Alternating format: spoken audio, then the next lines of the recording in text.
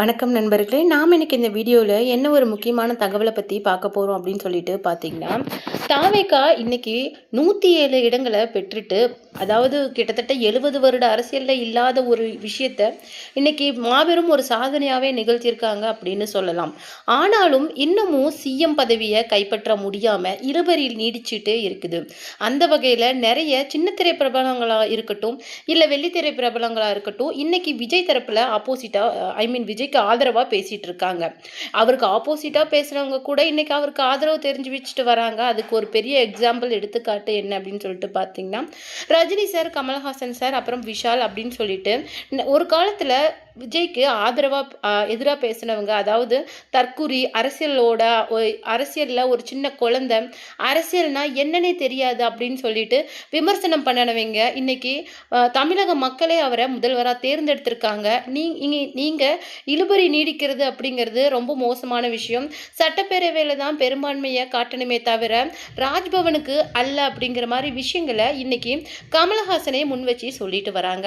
அந்த வகையில் தாவேகா ஆரம்பிச்சதுல இருந்தே, அதாவது கட்சி தொடங்கினதுல இருந்தே பெரும் ஆதரவை கொடுத்துட்றவங்க தான் செம்பருத்தி சீரியல்ல வில்லி ரோல் பண்ணிட்டு இருந்த வனஜா அப்படிங்கிற லக்ஷ்மி. அவங்க என்ன சொல்லியிருக்காங்க அப்படிங்கிறத பற்றி தான் நாம் இந்த வீடியோவில் டீட்டெயிலாக பார்க்க போகிறோம். வீடியோக்குள்ளே போகிறதுக்கு முன்னாடி நீங்கள் நம்ம சேனலுக்கு புதியவராக இருந்தால் மறக்காமல் சிபி ட்ரெண்டிங்கை சப்ஸ்கிரைப் பண்ணி ஃபாலோ பண்ணிக்கோங்க. வனஜா வனஜா ரோல் பண்ணிட்டு இருந்த வனஜா அப்படிங்கிற கேரக்டர் பண்ணிட்டு இருந்த லக்ஷ்மி என்ன சொல்கிறாங்க அப்படின்னு சொல்லிட்டு பார்த்தீங்கன்னா, எனக்கு வந்து இதில் என்ன தோணுது அப்படின்னு சொல்லிட்டு பார்த்தீங்கன்னா, ஏன் அந்த 10 இடங்களையும் கைப்பற்றலை அப்படின்னு தான் தோணுது. ஏன்னா கிட்டத்தட்ட 100க்கும் மேற்பட்ட எம்எல்ஏ சீட்டுகளை இன்னைக்கு தாவேகா தன் வசம் கைப்பற்றியிருக்கு அப்படிங்கிறது ஒரு சாதாரண விஷயம் கிடையாது. 70 வருட அரசியலுக்கு ஏற்பட்ட ஒரு பெரிய மாற்றம். அதாவது மக்கள் வந்து அவரை முதல்வராக நிர்ணயிச்சிட்டாங்க அப்படின்னே சொல்லலாம்.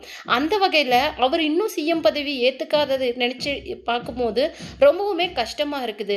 இன்னைக்கு மக்களே ஒரு முடிவெடுத்து அதை சரியான வகையில் உபயோகப்படுத்தியிருக்கிறாங்க. தன்னுடைய அந்த 70 ஆண்டு கால அரசியல், அதாவது தங்களுடைய இன்னும் அடுத்த 5 ஆண்டு கால தலையெழுத்தை அவங்க மாற்றிருக்காங்க அப்படின்னே சொல்லலாம். இது மிகப்பெரிய ஒரு மாற்றம், ஒரு முன்னேற்றத்துக்கான அடி அடி அடி அமைப்புனே சொல்லலாம். அந்த வகையில் அவங்களுடைய அந்த முடிவை இன்னைக்கு மாற்றுற மாதிரி, அவமானப்படுத்துகிற மாதிரி உங்களுடைய செயல்பாடுகள் இருக்குது அப்படின்னு சொல்லிட்டு ஆளுநரோட இந்த செயல்பாடுகளை சுட்டிக்காட்டி பேசியிருக்காங்க.